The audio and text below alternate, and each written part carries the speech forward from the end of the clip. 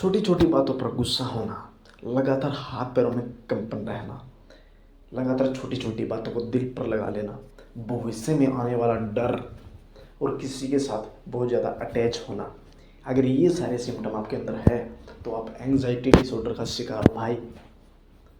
Anxiety के बहुत सारे प्रकार होते हैं, उनमें से एक प्रकार की मैं बात करने जा रहा हूँ, उसका नाम है माइंड रीडिंग। मतलब दूसरों के दिमाग में क्या चल रहा है उसको एज्यूम कर करके अपनी चिंता बढ़ाना और लगातार उनके सिम्टम को महसूस करते रहना।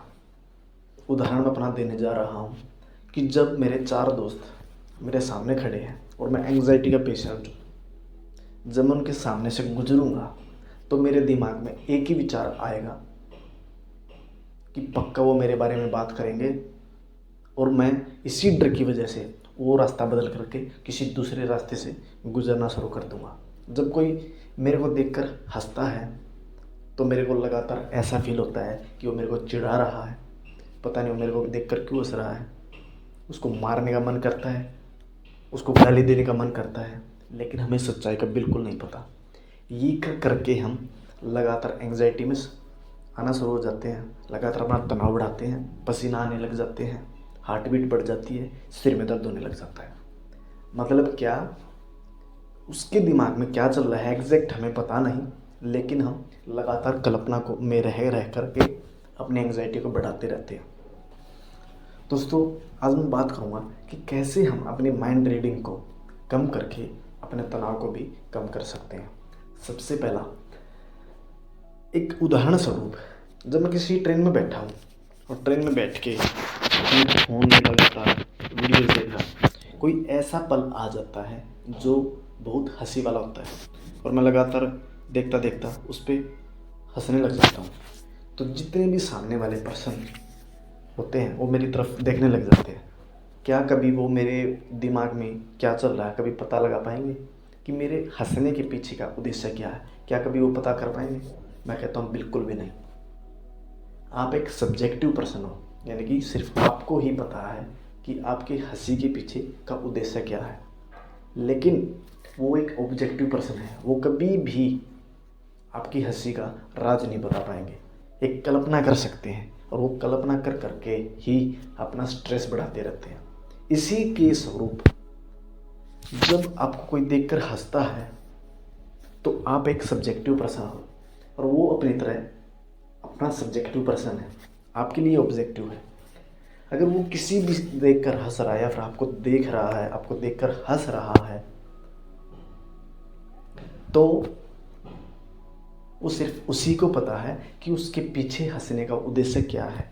लेकिन आप नेगेटिव रिएक्ट करना शुरू कर देते हो कि साला मेरे को देख के हंस रहा है, मैं पिछली बार एग्ज़ाम में फेल हो गया था तो शायद उसका मजाक उड़ा रहा है, मैं क्रिकेट में अच्छा नहीं खेलता तो इसलिए हंस रहा है। और कई बार तो जब वह दोस्त जो आपको देखकर हंस रहा था वो 1-2 घंटे बाद जब आपसे मिलता है खुद ही बता देता है कि मैं इसलिए देख के हंस रहा था कि ताकि तू सैड सैड रहता था कि तेरे को हंसा सकूँ मैं, कि चेहरे पर तेरे स्माइल आ जाए। मतलब उसी ने आपको पॉजिटिव करने की कोशिश की, लेकिन हम लगातार नेगेटिव रिएक्ट कर करके इस माइंड रीडिंग को लगातार बढ़ाते रहते हैं।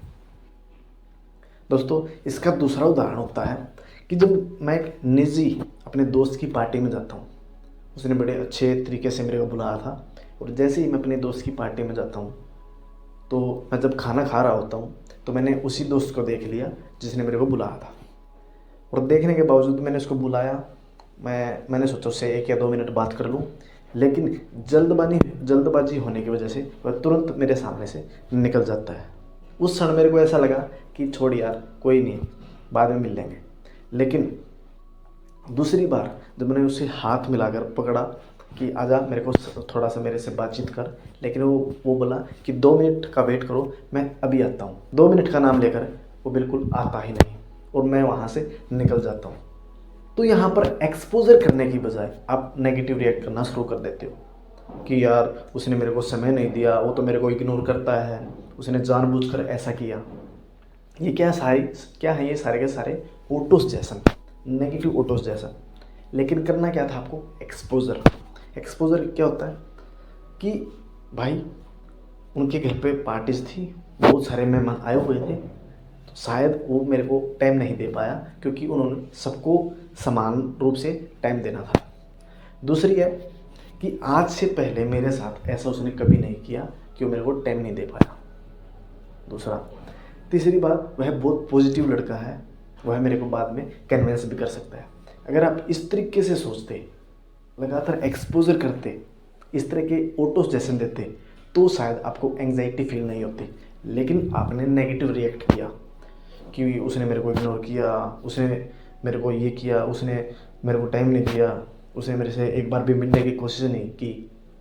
ये सारे के सारे रॉन्ग ऑटो सजेशन दे देकर आप अपनी एंग्जाइटी को बढ़ाते रहते हो, जिसकी वजह से लगातार फिजिकली सिम्टम महसूस होना लग जाते हैं। TTH, tension type headache, heart beat fast, panic attack, social anxiety, पता नहीं कितनी एंग्जाइटी का शिकार होना शुरू कर देते हो। दोस्तों, अगर वो उसका दोस्त की अगर इंटेंशन प्रूव होती है कि इंटेंशनी उसकी थी ये कि मैं आपसे बिल्कुल भी नहीं मिलना चाहता, मतलब मेरे को तो आपको इग्नोर ही करना है, मेरे को तो आपको बिल्कुल साइड करना है, अगर इसका एक प्रूफ भी है आपके पास, तो उसकी इंटेंशन फुलफिल होती है, तो आपका नाराज़ बनना जायज़ है। लेकिन आपको उसकी इंटेंशन का पता ही नहीं, बस आप काल्पनिक कल्पना कर सकते हो कि उसने मेरे को टाइम नहीं दिया, ये नहीं दिया, वो नहीं दिया, लगातार नेगेटिव रिएक्ट करते रहते हो, जिसकी वजह से आप लगातार अपना तनाव को बढ़ावा देते रहते हो और आप अपनी एंग्जाइटी से कभी भी नहीं आ सकते। अगर इस तरह का माइंड सेट आपको रखा तो आपको क्या करना है, हर सिचुएशन पे एक्सपोजर करना है।